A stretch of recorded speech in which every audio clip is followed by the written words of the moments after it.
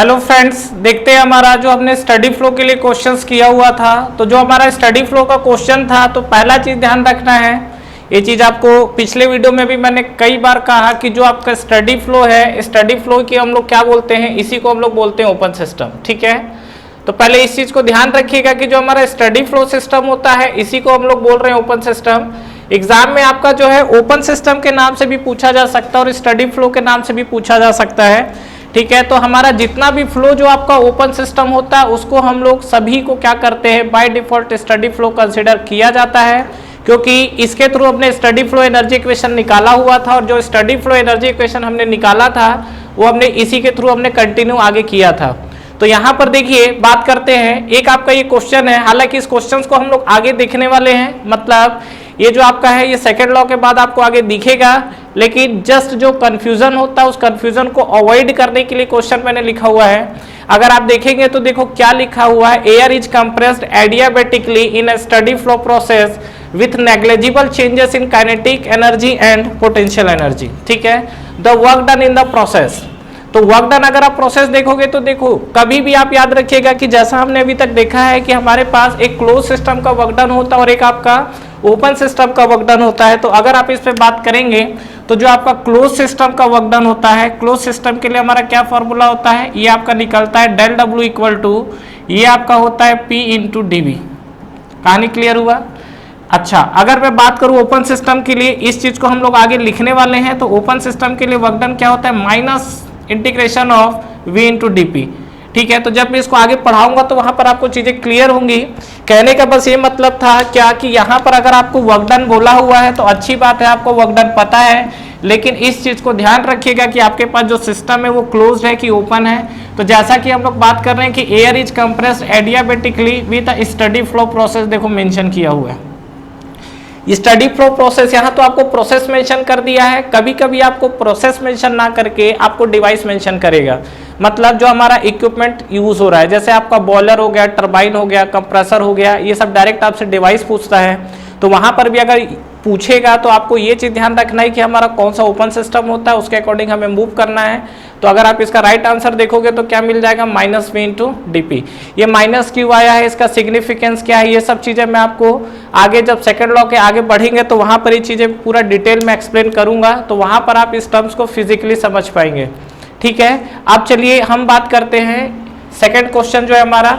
देखिए क्वेश्चन क्या बोला हुआ है, इस क्वेश्चन को देखिए, जो अभी हमने स्टडी फ्लो के बारे में देखा हुआ था, an air compressor compresses with air, ठीक है, विथ एन एंथैल्पी ऑफ। तो जो आपका कंप्रेसर है, पहले तो आपको डिवाइस का नाम दे दिया है, तो कंप्रेसर है तो ओपन सिस्टम है, तो तुरंत हमको क्या करना है, ओपन सिस्टम की तरफ मूव करना है। और ओपन सिस्टम हुआ तो क्या होगा, वो स्टडी फ्लो होगा। अब देखिए क्या होगा, यहाँ पर ये आपका कंप्रेस कर रहा है, enthalpy 100 kilo joule per KG. अब क्या बोल रहा है, to an exit enthalpy of 200 kilo joule per KG. ठीक है, मतलब एक आपका ये जो आपकी कंप्रेसर दिख रहा है, ये इस तरीके का आपका कंप्रेसर है, और ये कंप्रेसर में आपका क्या है, एग्जिट और इनलेट आपका क्या है, एंथैल्पी की वैल्यू दी हुई है। अगर आप इनलेट एंथैल्पी देखोगे तो आपको कितना मिला हुआ है, अगर आप देखेंगे तो ये आपको जो इनलेट एंथैल्पी है ये आपको मिला है H1 that is equal to 100 kilo joule per KG, ये मिला है। एग्जिट एंथैल्पी पे जाओगे तो ये आपको कितना मिला है, ये आपको मिला है 200 किलो जूल पर केजी। अब सुनिए, ये आपका एग्जिट और इनलेट एंथैल्पी है। अभी तक अगर आपको याद हो, हमने जो डिराइव किया हुआ था स्टडी फ्लो एनर्जी इक्वेशन को, उसमें हमने कंप्रेसर को कैसा लिया हुआ था, इंसुलेशन, मतलब आपका क्या था, इंसुलेटेड था। लेकिन यहाँ पर क्या बोल रहा है, there is a 60 kilo joule of heat loss from the compressor as the air passes through it, मतलब इसमें 60 किलो जूल का क्या हीट लॉस हो रहा है। तो आप क्या है, यहाँ सिस्टम से क्या है, बाहर निकल रहे हैं, मतलब हीट जो है, और ये आपका 60 किलो जूल का हीट लॉस हो रहा है। और जब भी हीट आपके सिस्टम से बाहर निकलती है तो उसको हम लोग क्या लेते हैं, निगेटिव साइन लेते हैं। ठीक है, तो ऐसा जरूरी नहीं कि हमने डिराइव किया इंसुलेशन को लेकर तो हमेशा हम आंख बंद करके इंसुलेशन ही पुट करते हुए चले जा रहे हैं। अब देखिए क्या बोल रहा है, द पावर रिक्वायर, सबसे खास बात यह है कि इसमें पावर पूछा हुआ है। तो अगर मेरा वर्क निकल जाए, मास फ्लो रेट देखो दिया हुआ है 1 kg पर सेकेंड, तो डेफिनेटली हमारा पावर कैलकुलेट हो सकता है वहां पर। ठीक है, तो ये क्वेश्चन में क्या है, इसने क्वेश्चन में थोड़ा बदतमीजी नहीं किया है, 1 kg पर सेकेंड ही दे दिया है। ठीक है, यहाँ पर एक्चुअली 0.5 kg पर सेकेंड या 2 kg पर सेकेंड देना था, तब आप क्या करते, ऑप्शन ज्यादा आप मिस्टेक करने के चांसेस बढ़ जाते। ठीक है, 1 kg पर सेकंड से कोई खास फर्क पड़ना नहीं है, जो आपका वर्क आएगा वही कहीं ना कहीं पावर में आपका कन्वर्ट हो जाएगा। कैसे देखते हैं। तो अगर आप इस पे बात करेंगे, कई लोगों को लग रहा होगा कि ऑप्शन कहाँ है, तो सभी क्वेश्चंस में ऑप्शन की नीड नहीं है, कुछ जो क्वेश्चंस आपको विदाउट ऑप्शंस भी बनाने हैं। तो देखते हैं यहाँ पर बात करिए तो क्या हो जाएगा, स्टडी फ्लो एनर्जी इक्वेशन लगाएंगे, लगाते हैं, क्या मिलेगा देखो, H1 प्लस क्या था हमारे पास, C1 square by 2 plus GZ1 plus del of Q dot is equal to, ये क्या हो जाएगा, H2 प्लस C2 का square by 2 plus GZ2 plus del of W, ये आपको मिला हुआ है। अब इसमें देखो, पहला चीज, कहीं भी काइनेटिक एनर्जी और पोटेंशियल एनर्जी का टर्म्स यूज किया है क्या, नहीं किया है। अगर यूज करता तो हम लोग सोचते यूज करने के लिए, लेकिन एक चीज आपकी जानकारी के लिए, कभी भी आपको ऑब्जेक्टिव क्वेश्चन में इंडिविजुअली अगर वेलोसिटी और आपका पोटेंशियल हेड की वैल्यू दे दे, ये मुश्किल है। क्यों, कैलकुलेशन बहुत ज्यादा बढ़ जाएगा, हाथ में कैलसी रहेगा नहीं, तो ऑब्जेक्टिव पॉइंट ऑफ व्यू से आपको ये चीजें नहीं देगा। कन्वेंशनल में डेफिनेटली देगा, अगर कन्वेंशनल क्वेश्चन आया तो ये तय बात है कि वहां पर देगा, क्योंकि खेल इसी का है। ठीक है, ऑब्जेक्टिव में इसका जो क्वेश्चन से एक तरह से और मॉडिफाई करेगा कि इसमें डायरेक्ट लिख देगा आपका कि जो चेंज इन पोटेंशियल एनर्जी हमारा इतना है और चेंज इन काइनेटिक एनर्जी इतना है, ये इसका दूसरा टाइप का क्वेश्चन है। ठीक है, तो यहां से अगर आपको उस कंडीशन पे देता है तो सीधा सीधा आप C2 को इधर ट्रांसफर करोगे और C1 square minus C2 square by 2 लिख दोगे सीधा, और उसकी वैल्यू उठा के आप डायरेक्ट पुट करोगे। ये भी आपके ऑब्जेक्टिव के ही क्वेश्चन है जो मैं बात कर रहा हूँ। तो यहाँ पे अगर आप देखोगे तो पहला ये वाला टर्म्स की बात ही नहीं है, तो इसको हटाओ यहाँ से। ठीक है, बात करते हैं हम लोग अब H1 H2 डेल Q हमने हालांकि 0 कर दिया था, लेकिन यहाँ डेल Q आपका 0 होने से रहा। H1 की वैल्यू हमको कितना दिया हुआ है, 100, तो ये हमने रख दिया H1 100 प्लस डेल Q की वैल्यू क्या होगी, हीट रिजेक्शन हो रहा है, हीट रिजेक्शन हो रहा है, तो ध्यान रखना जहां आपने माइनस से प्लस किया, एक ऑप्शन बहुत बेसब्री से वहां वेट कर रहा होगा, तो इस चीज को ध्यान रखिएगा। ये आपका -60 रखना है, इक्वल टू, ये आपका क्या बन जाएगा, सेकेंड वाला ये आपका दिया हुआ है 200 किलो जूल। ठीक है, तो 200 प्लस डेल ऑफ W, तो ये हमने लिख दिया डेल ऑफ W। जब आप डेल ऑफ W निकालिए तो देखिए फाइनली आपको क्या मिलता है, यहां पर आप देखोगे तो सीधा सीधा आपको ये मिल जाएगा 40, और 40 को जब इधर माइनस करोगे तो आपको डेल W कितना मिलेगा, -160। ठीक है, -160 किलो जूल पर केजी, ये तो आपका वर्क डन आया है। माइनस साइन का क्या सिग्निफिकेंस है, मैं आपको बता रहा था कि माइनस साइन ये शो कर रहा है कि आपको क्या सिस्टम के ऊपर वर्क करना पड़ रहा है। गलती से भी ये मत करना कि यहाँ डेल W को उठा के माइनस ले लेना। ठीक है, वर्क डन जो है आपको खुद ब खुद बता देगा कि आप work done on the system हो रहा है कि बाय द सिस्टम हो रहा है। लेकिन अभी हमसे जो पूछा वो पावर रिक्वायरमेंट पूछा है, तो अगर आप इसको पावर निकालना चाहते हैं तो पावर और वर्क डन के बीच में मास फ्लो रेट अगर दिया है तो हमको हम उसे किस तरीके से कैलकुलेट कर सकते हैं। तो याद है फॉर्मूला, हम लोग पहले भी बात कर चुके हैं क्या, शायद, श्योर नहीं हूँ, शायद हम लोग बात कर चुके होंगे, और नहीं किए होंगे तो आगे हमको करना तो पड़ेगा ही।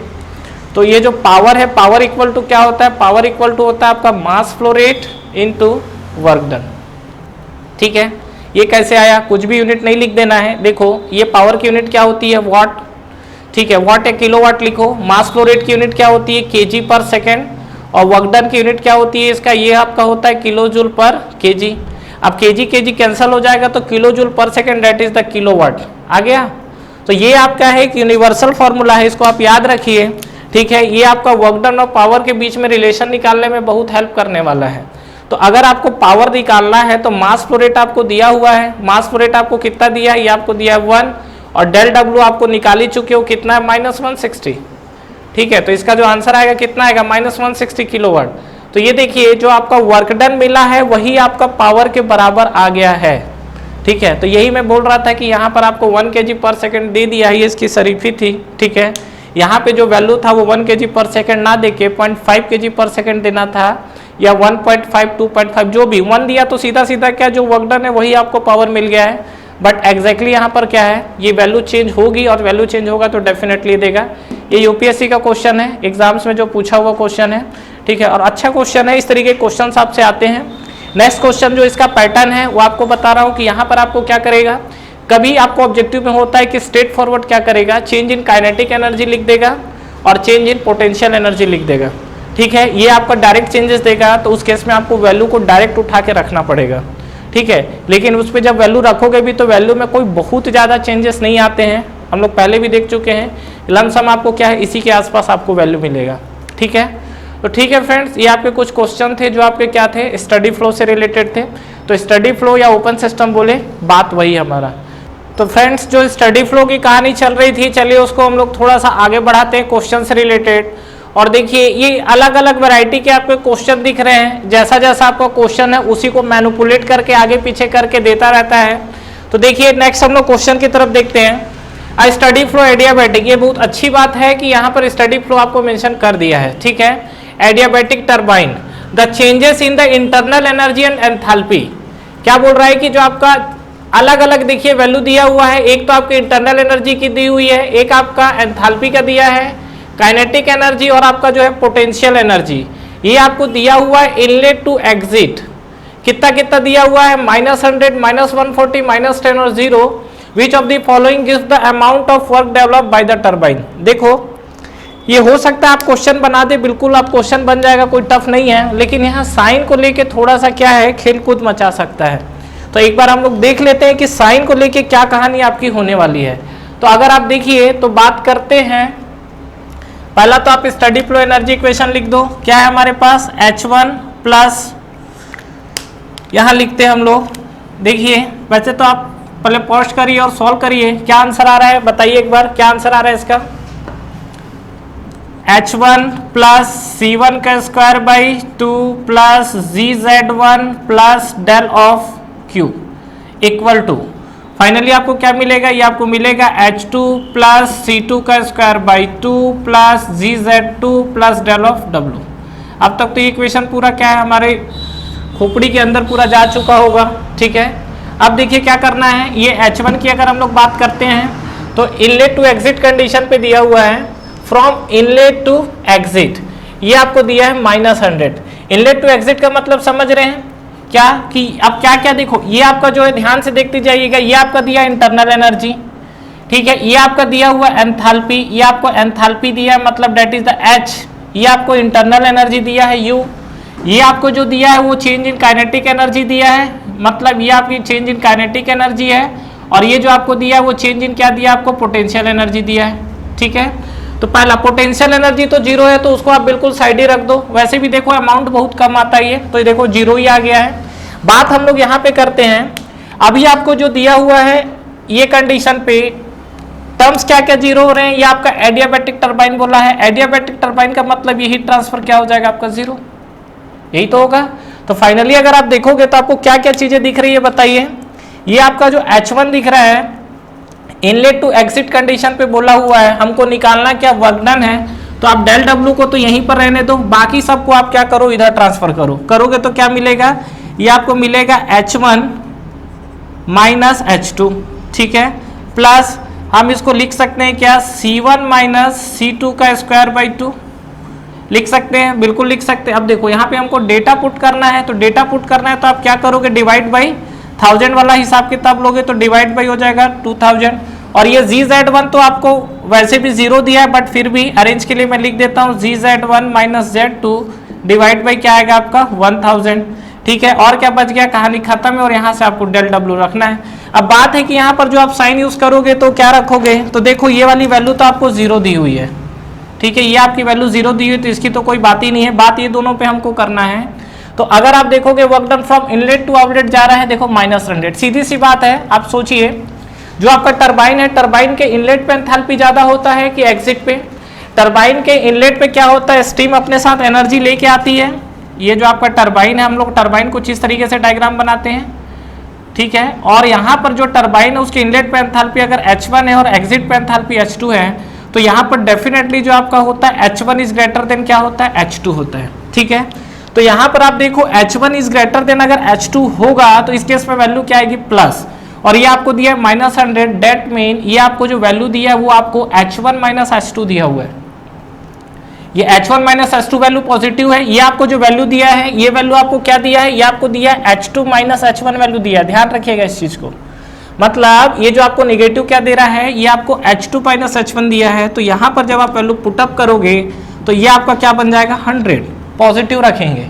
क्यों, क्योंकि आपका इनलेट टू एग्जिट पे दिया हुआ और ये जो आपका चेंज इन एंथैल्पी है। दूसरा चीज जो चेंज इन काइनेटिक एनर्जी कितना दिया हुआ है यहाँ पर ये आपको दिया हुआ है, सॉरी ये आपकी इंटरनल एनर्जी है, ये -140 जो है डेट इज इक्वल टू 140 होगा, ठीक है। यहाँ पे बात करिए -10 है तो यहाँ पर क्या होगा, अगेन ये क्या है, अपोजिट फॉर्म दिया है तो ये क्या हो जाएगा आपका +10, ठीक है। पहला चीज, क्या इसमें इंटरनल एनर्जी का यूज नहीं है? बिल्कुल आपका इसमें इंटरनल एनर्जी का क्यों यूज नहीं है, क्योंकि यहाँ पर H इक्वल टू हम फॉर्मली ऑलरेडी हमने फॉर्मूला में जब याद कीजिए हमने डिराइव किया तो H equal to U plus P भी लिखा था, मतलब यहाँ पर इंटरनल एनर्जी का कोई रोल नहीं है, तो इसकी इस वैल्यू की आपकी कोई भी जरूरत नहीं है। आपकी जो वैल्यू की जरूरत पड़ेगी वो आपकी एंथैल्पी की पड़ रही है, डेट इज द 140 -10 है, मैंने यहाँ +10 क्यों लिखा हुआ है, क्योंकि C1 square minus C2 square की कहानी चल रही है। और ये जो आपका है, ये जब चेंजेस आप देखोगे तो क्या इनिशियल काइनेटिक एनर्जी और फाइनल काइनेटिक एनर्जी है, और एक कंडीशन इनलेट टू एग्जिट दिया हुआ है, तो अगर आप एक को प्लस ले रहे हो तो पूरा साइन क्या हो जाएगा, प्लस, ठीक है। इक्वल टू ये आपका आया डेल डब्ल्यू, तो फाइनली अगर आप देखोगे तो डेल डब्ल्यू आपको कितना मिल जाएगा, डेल डब्ल्यू को मिल जाएगा आपको 150 किलो जूल पर केजी। कहानी कुछ क्लियर हुआ? फिर से बोल रहा हूँ, ये क्वेश्चन टफ नहीं है, बस आप साइन को लेके कंफ्यूज हो सकते हैं। तो वही चीज आपको बता रहा हूँ कि ये जो आपको हमेशा ध्यान रखिए कि जो टरबाइन है उसके इनलेट पे एंथैल्पी ज्यादा होता है कंपेयर टू एग्जिट। तो ये जो आप देखोगे तो अगर माइनस दिया हुआ है एंथैल्पी, तो इसका डेफिनेटली मतलब ये है कि यहाँ पर उसने H2 - H1 दिया है, that's why it is taken negative, ठीक है। तो ये आपका -140 हो जाएगा, तो ये हमने +140 कर दिया है। दूसरा चीज, अगर आपकी आत्मा को शांति नहीं मिल रही है कोई बात नहीं, ये -140 है, -140 रख दो, -10 रख दो, ठीक है। लेकिन यहाँ वर्क डन नेगेटिव आएगा तो कंफ्यूज आप इस चीज को लेके हो सकते हो, क्या कि वर्क डन तो फिर ऑन द सिस्टम हो रहा है, लेकिन टरबाइन तो हमें वर्क देता है। तो चूंकि आपने वैल्यू यहाँ पर नेगेटिव रखा है, ठीक है, नेगेटिव रखने का मतलब आपने वैल्यू अपोजिट रखी है, इसलिए आपको W क्या मिल रहा था, नेगेटिव मिल रहा था, ठीक है। तो पहला चीज की टरबाइन है, तो टरबाइन से आपका वर्क डन नेगेटिव होता नहीं है, टरबाइन आपको वर्क हमेशा देता है। तो इस केस में हम लोग वैल्यू क्या लेते हैं, हम लोग इसको पॉजिटिव लेते हैं, ठीक है। चलिए एक और क्वेश्चन है, देखते हैं हम लोग इस क्वेश्चन की कहानी। क्या बोला हुआ है, 4 kilowatt 20 litre water heater is switched on for 10 minutes. एक आपका क्या बोल रहा है कि आपको पानी गर्म करना है, पानी गर्म करने के लिए आपके पास 4 किलोवाट पावर का कोई रेसिस्टेंस होगा जो पानी हीट कर रहा है, और 20 लीटर क्वांटिटी है वाटर की, और 10 मिनट्स के लिए किया जा रहा है, ठीक है। पर्टिकुलर कोई लिमिट होगा डेफिनेटली। और the heat capacity for the CP of water दिया है, ये आपको दिया है 4 kilo joule. All electrical energy are gone into heating of the water, the increase in entropy increase in temperature. बताइए क्या होगा। वीडियो पॉज करो, सॉल्व करो, ठीक है। उसके बाद क्या है, सॉल्यूशन देखना है। अंधाधुंध ऐसा नहीं है कि सॉल्यूशन हम करने बैठ गए, क्योंकि एग्जाम में क्या है, जब आपको सॉल्यूशन दिखता है तो हमको ऐसा लगता है, क्या लगता है कि ये तो हमसे बन जाता है, लेकिन जब स्टार्ट करने की बारी आती है तो वहीं पर हम लोग फंस जाते हैं जाके, ठीक है। तो ध्यान रखिएगा। तो आई होप आप लोग सॉल्व किए होंगे। कितना आ रहा है आंसर, देखते हैं। अब 4 किलोवाट 20 लीटर वाटर, देखिए सीधा सीधा बात यह है कि अगर आप थोड़ा डायग्राम से अगर देखें, हालांकि डायग्राम बनाने की ज़रूरत नहीं है, आप लोग टैलेंटेड लोग हो, लेकिन फिर भी समझना जरूरी है, नहीं तो यहीं फिर से क्या है, एनर्जी बैलेंस इक्वेशन लिख देंगे हम लोग। तो ये आपका इलेक्ट्रिकल हीटर है। इलेक्ट्रिकल हीटर क्या बोल रहा है, पहला चीज़ कि ये आपका 4 किलोवाट का हीटर है, ठीक है। 4 किलोवाट का हीटर है, ये क्या है, पानी को हीट कर रहा है। जो पानी को हीट कर रहा है तो इसकी क्वांटिटी कितनी है, 20 लीटर, ठीक है। और ये हीटिंग कितने देर के लिए चल रहा है, ये चल रहा है हीटिंग 10 मिनट। ऐसा नहीं कि चालू करके हम लोग दिन भर छोड़ दिए हैं, ठीक है। अब क्या है, ये बोल रहा है कि ये जो आपका हीट सप्लाई जितना भी, ये जो 4 किलोवाट से जितना भी आपका हीट सप्लाई जाएगा, पूरा का पूरा जो पावर है वो पानी को गर्म करने में जा रहा है। हालांकि आप प्रैक्टिकली देखोगे तो कुछ बकेट में जाएगा, कुछ सराउंडिंग में जाएगा, लेकिन वो सब लॉसेस कुछ भी कंसिडर नहीं करना है, क्योंकि क्वेश्चन बिल्कुल स्पेसिफाई किया है क्या, assuming all electrical energy has gone into heating of the water, ठीक है। तो अब आपके साथ क्या कहानी होगा यहाँ पे, अगर आप इस कंडीशन पे देखो तो आपको दिख सकता है ये 4 किलोवाट 20 लीटर 10 मिनट्स। तो यहाँ पे ओवरऑल आप कहानी देखते हैं, इंक्रीज इन टेम्परेचर निकालना है। तो आप क्या करो, सीधा सीधा ये जो पावर है, इस पावर को इक्वल कर दो जितना आपका एनर्जी बढ़ रहा है। मतलब ये पावर पूरा कहाँ चले गया है, हीट रिलीज में चले गया है। तो यहाँ से आप सीधा सीधा ये कर सकते हो क्या कि यहाँ पे आप जो पावर दिख रहा है, तो ये जो आपका पावर है, पावर कहाँ यूटिलाइज हो गया है, जो पावर है ये आपका हीटिंग फॉर दी वाटर, ये जो पावर है कहाँ चले गया है, हीटिंग वाटर हीट के लिए, ठीक है। तो पावर आपको दिया हुआ है 4 किलोवाट। अब थोड़ा देखिए यहाँ आपको यूनिट को लेकर प्रॉब्लम हो सकती है, तो एक बार देखते हैं पहले। 4 किलोवाट आप लिख रहे हैं, हीटिंग वाटर करोगे तो हीटिंग वाटर के लिए आपको क्या मिलेगा, मतलब आपको कितना हीट किया हुआ है, तो ये आपको कितना मिल रहा है पूरा डेल क्यू, जितना आपने हीट सप्लाई किया है। तो डेल क्यू की यूनिट क्या होती है, इसकी यूनिट होती है आपकी किलो जूल। कहानी कुछ समझ में आ रहा है, ये आपको किलो जूल है, ये आपको किलोवाट है। तो कुछ तो आपको कहानी इसमें आगे करना पड़ेगा। तो क्या कर सकते हैं हम लोग, ये आप देखो 4 किलोवाट है, ठीक है, ये आपका 4 जो किलोवाट है, तो किलोवाट को हम लोग लिख सकते हैं किलो जूल पर सेकेंड, और इसको हम लोग क्या लिख सकते हैं, क्यू को हम लोग लिख सकते हैं mCp/dt। अब देखो इसमें क्या क्या पता है, पहला चीज इसकी जो यूनिट है, इसकी यूनिट आपको क्या दिख रही है, किलो जूल दिख रही है, ये आपका किलो जूल पर सेकेंड है। तो कहीं ना कहीं किलो जूल पर सेकेंड को किलो जूल में कन्वर्ट करना पड़ेगा। बाकी सब वैल्यू हमें नोन है। क्या क्या वैल्यू नोन है, मास दिया देखो 20 लीटर दिया है, जबकि यहाँ हमको केजी में रखना है, तो क्या करना पड़ेगा 10⁻³ का मल्टीप्लाई। ये आपका CP/dt और आपका 4 kg पर सेकेंड है। तो अगर आप इस पे बात करोगे तो आपको देखो क्या दिखेगा, वैल्यू रखते हैं तो 4 kg पर सेकेंड की जो कहानी आई है, देखिए सीधा सीधा यहाँ पर मैं रख रहा हूँ वैल्यू, ये आपको दिख रहा है 4 kg पर सेकेंड। तो पर सेकेंड को हटाने के लिए देखो 4 किलो जूल हो गया, पर सेकेंड है। आप देख रहे हो क्या 10 मिनट्स के लिए चल रहा है, तो एक काम करो, ये आपका पर सेकेंड जो है ना, तो यहाँ पर आपका तो 10 मिनट्स हो गया, तो 1 मिनट में 60 सेकेंड होता है, तो इसको क्या करो इंटू 60 कर दो। तो 60 कर दोगे तो ये सेकंड बन जाएगा। तो फायदा क्या होगा, सेकंड सेकंड कैंसल, और फाइनली आपको यूनिट क्या मिल जाएगी, किलो जूल। और यहाँ पे अगर आप बढ़ोगे तो क्या मिलेगा, ये आपको मिलेगा मास आपको कितना मिल रहा है, 20 लीटर है, तो 20 × 10⁻³ CP ऑफ वाटर 4 दिया हुआ है, और dt हमको कैलकुलेट करना है, ठीक है। तो आप देखो दोनों साइड यूनिट बैलेंस हो गई है, तो यहाँ पर फाइनली आप dt निकाल सकते हो। तो निकालते हैं dt क्या मिलेगा हमें, अगर आप देखेंगे तो इसको सिंप्लीफाई करिए। सिंप्लीफाई करने के बाद ये आपको देखो 4 किलो जूल है, ठीक है, और ये आपका जो 4 है ये भी आपका क्या है, किलो भी आया हुआ आंसर है। तो इसको सॉल्व करिए, करते हैं। तो ये आपका क्या बनेगा, ये आपका बनेगा 2400, ठीक है, और ये आपका क्या बनेगा नीचे 10⁻³ कैंसिल होगा, और यहाँ पे आपको मिलेगा क्या, दिस इज इक्वल टू 20 × 4, ये वाला पोर्शन, ठीक है, 20 × 4, और ये आपको क्या मिल रहा है 410 × 60। तो अब आप इसको सिंप्लीफाई करोगे तो क्या मिलेगा, ये 10⁻³ यहाँ जाके बैलेंस होगा। देखो ये किलो जूल है, जो आपका CP है, CP क्या रखे हुआ आप 4 किलो जूल है, ठीक है, तो किलो जूल है, जब जूल में कन्वर्ट होगा तो 10⁻³ और -3 की कहानी यहाँ समाप्त है, ठीक है। और यहाँ पर देखो एक आपको किलो जूल मिला है, तो ये किलो जूल से जाके बैलेंस होगा। तो अगर आप इसको सॉल्व करोगे तो कितना आएगा, ये आपको मिलेगा 30 डिग्री सेल्सियस, ठीक है, हाँ बिल्कुल, ये आपको आएगा 30 डिग्री सेल्सियस। तो फाइनली अगर आप इसका आंसर देखोगे तो आपको दिखेगा 30 डिग्री सेल्सियस। फ्रेंड्स हमारा ऑनलाइन टेस्ट सीरीज स्टार्ट हो चुका है SSC JEE के लिए, जिसको आप बिल्कुल ज्वाइन कर सकते हैं। इस टेस्ट सीरीज में फ्रेंड्स आपको कितने क्वेश्चंस करेक्ट हो रहे हैं, इनकरेक्ट हो रहे हैं, ओवरऑल आपकी टाइम कंज्यूमिंग कितनी हो रही है, कितने आपके मार्क्स निगेटिव हो रहे हैं, ओवरऑल आपका जो टेस्ट परफॉर्मेंस है, टेस्ट की रैंकिंग क्या है, ये सारी की सारी जो चीजें एनालिसिस है वो आपको एक ही प्लेटफॉर्म पे मिलेगा। तो बिल्कुल फ्रेंड्स आपको ये टेस्ट सीरीज ज्वाइन करना चाहिए। बिल्कुल अफोर्डेबल प्राइस पे ये टेस्ट सीरीज अवेलेबल है, जो कि आपको नीचे डिस्क्रिप्शन में और फर्स्ट कमेंट बॉक्स पे मिलेंगे। इसके अलावा इस पे फ्रेंड्स अगर आप 10% का एडिशनल ऑफ चाहते हैं तो आप मेरा प्रोमो कोड यूज कर सकते हैं।